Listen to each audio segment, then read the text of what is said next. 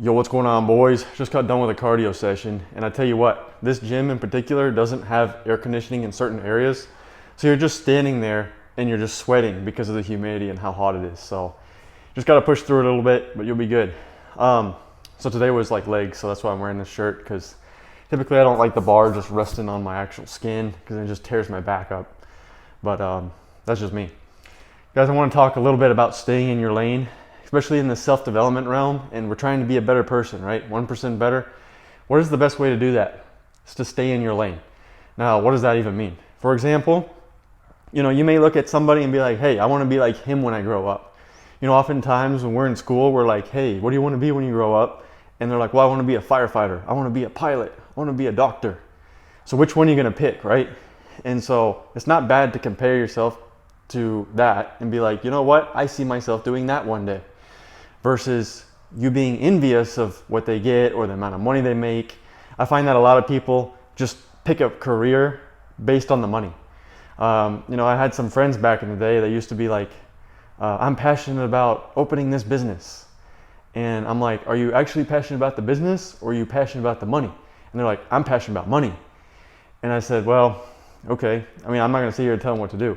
But, in my mind, I'm thinking like, if you're just passionate about the money, like, what does that do for you? Freedom, time freedom, like what? And so I find that if you can actually help somebody in that way and you enjoy what you do, because we all have our gifts and talents, then you utilize those in the best possible way to not only better yourself, but other people. But if you don't enjoy what you're doing and you're just in it for the money, when things get tough and hard, you're not going to stay around for it to, get better. You're just going to drop it at the, it got hard. At the flip of a hat, you're done. Business folds and you on to the next business. And that continues the repetitive cycle because you never really find your purpose into what it is you want to do. So what I'm here to say is, as we continue on our self-development journey, one of the best ways is just, hey, I like what this guy has. That's cool. Awesome for him. I can see myself doing that one day. Let's move toward it. But you don't need to sit there and be jealous of it or envious of it. Guys, I have like 3 cars and a huge house. So what? I'm not here boasting about it, and you shouldn't be envious or jealous of that. It's something to look forward to. Hey, I can reach that as a goal.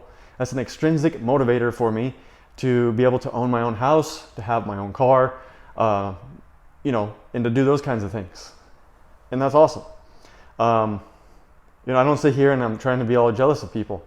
I see it as like, okay, this person is at this level, I'm at this level, and I can see my opportunities to improve. But, you start meddling in the affairs of other people, and, that's where a lot of jealousy and all kinds of crazy stuff happens. And it's just not going to work out very well. Because then you're like, why can't I make that amount of money? And then the root of evil is money, right? So what is it? The love of money is the root of all evil. Why? Because it breeds all those things: envy, jealousy, everything that we don't talk about here, right? None of the virtues that you need to have. Patience out the door. We should have had money yesterday. That's what society is telling you guys. That, I should have had big muscles yesterday. I should have had this house today. The instant gratification is on a massive scale right now. Where, you want to buy a brand new Lamborghini? Sure. You only need 0 down, and as long as you have a good credit score, you can have it today, drive off with it. How cool is that? And now you can boast to all your friends how cool you are. Like, what? Like, that doesn't even like motivate me whatsoever.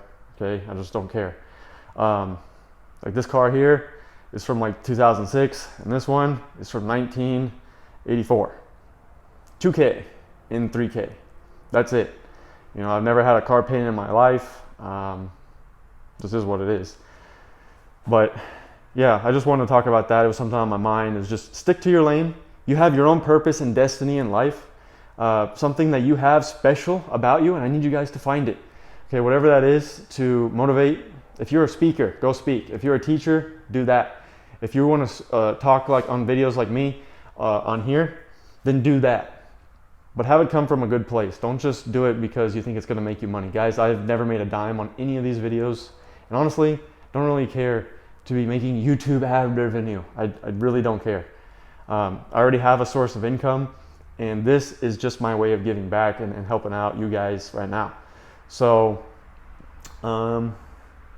yeah, that's what I got on this video. I know it's not super long. About to head out, do a couple errands, and well, first take a shower and keep going. Getting ready for my Air Force interview. I'm super excited. You know, usually I would get kind of nervous, and I feel like you have to reframe your nerves, because everybody gets a little anxious. Everyone deals with it a little bit different. For me, my throat kind of clams up a little bit, and you know, you kind of shake a little bit, whatnot. But for me, I'd like to reframe it as an excitement energy.